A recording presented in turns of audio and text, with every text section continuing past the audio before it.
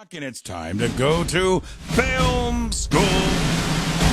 We bring in film study professor Joe Fortunato, kind enough with his time to join us on Friday mornings. Matter of fact, Joe and I have some exciting news we'll talk about in the months ahead.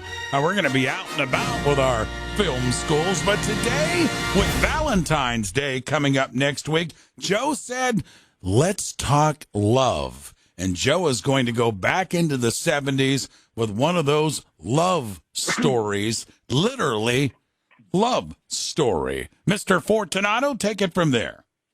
Good morning, everybody. Good morning, Ray, and happy early Valentine's Day. And yes, we are going to talk about Love Story from 1970, directed by Arthur Hiller, written by Eric Siegel. It starred Ali MacGraw and Ryan O'Neal. It won one Oscar for Best Score. It was nominated for a number of other Oscars: Best Picture, Actor, Actress, Supporting Actor, Director, Screenplay. Didn't win any of the big ones, but it was the most popular movie of 1970. In fact, it was the number one box office hit of 1970, and it was a huge moneymaker for Paramount Pictures. It had a budget of $2.2 million, and it grossed $173 million.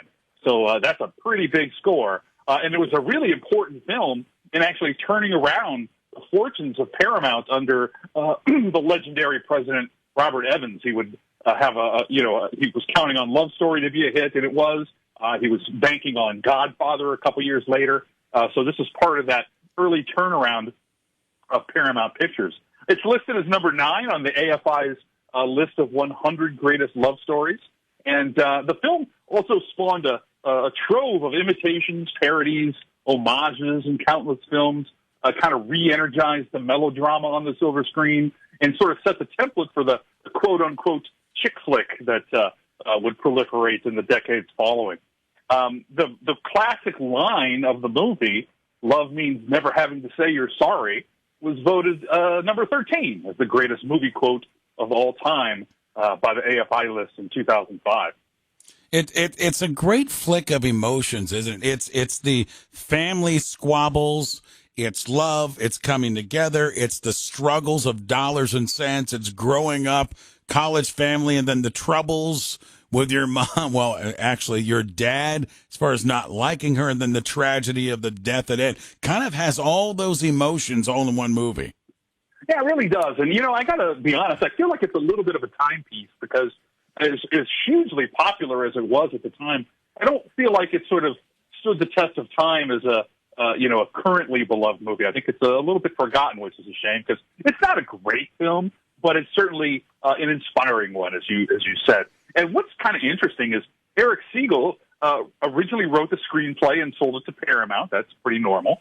But while the film was being produced, Paramount asked Siegel to write a novel based on it, and they published it on Valentine's Day to help pre-publicize the release of the film, and the novel became a huge number one hit before the film. So that's pretty unusual to have the screenplay exist first and then write a best-selling novel before the film is even released. Joe, casting, we always like to go down that road, and a young Tommy Lee Jones has a bit role in this as a friend, but talk about the two key players here, Ali MacGraw and Ryan O'Neal. Yeah, well, as you mentioned, this is the film debut of Tommy Lee Jones. And kind of a little fun fact about that is Tommy Lee Jones is a Harvard graduate, and Eric Siegel based Ryan O'Neal's character on the real-life Tommy Lee Jones and his Harvard roommate, future Vice President Al Gore. So Ryan O'Neal is sort of an amalgam of Tommy Lee Jones and Al Gore, who Eric Siegel knew back in their young Harvard days, which is kind of unusual. According to Robert Evans, like I said, the president of Paramount at the time, some of the people that either were up for the role or declined the role of Oliver were Beau Bridges, John Voight, Michael Douglas, Michael York, Peter Fonda, Jeff Bridges, Keith Carradine. So a whole host of big names at the time. The director wanted Christopher Walken, and Robert Evans said no, he wanted Ryan O'Neal. So Christopher Walken was actually up for the role as well. Talking about Harvard and stuff, I find this amusing, but when the production of this movie was on the Harvard campus, it was such a problem that that Harvard since then prohibited all commercial filming on their campus because of this disruptions to students, damage to the campus, including fake snow, killing several trees, and so on and so forth. So the production was kicked off campus after only a week or so of filming, and all subsequent movies on the Harvard that take place at Harvard are actually filmed at nearby schools. And the incoming freshmen at Harvard University, even still today, where the movie takes place, are traditionally shown a screening of this movie, which they indulge in sort of a ritualized, mass heckling sort of Mystery Science Theater 3000 kind of style. So it's certainly got a popular culture in the halls of Ivy there. Joe, let me ask you this, and I don't know if you know the answer, so I'm sorry to put you on the spot, but it's such a big part in this movie, and that's the ability to skate and play hockey. Oliver's a hockey player. They meet at the ice rink and everything. Ryan O'Neal, did he need a double, or was he an ice skater? No, well, actually, to prepare for his role, he had to learn to ice skate, so you're spot on there. Ally McGraw actually had to learn to play the harpsichord. So, being the consummate actors that they were in their young lives, they actually had to learn those things.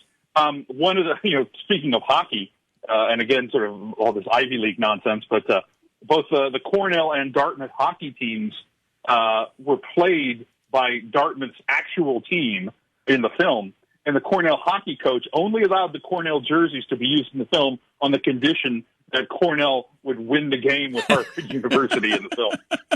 That's great. The movie Love Story. It's worth maybe a go back this weekend if you haven't seen it in quite some time with Valentine's Day coming up. Love Story today. Film School with film study professor Joe Fortunato. My friend Joe, thanks for the visit. We'll reconnect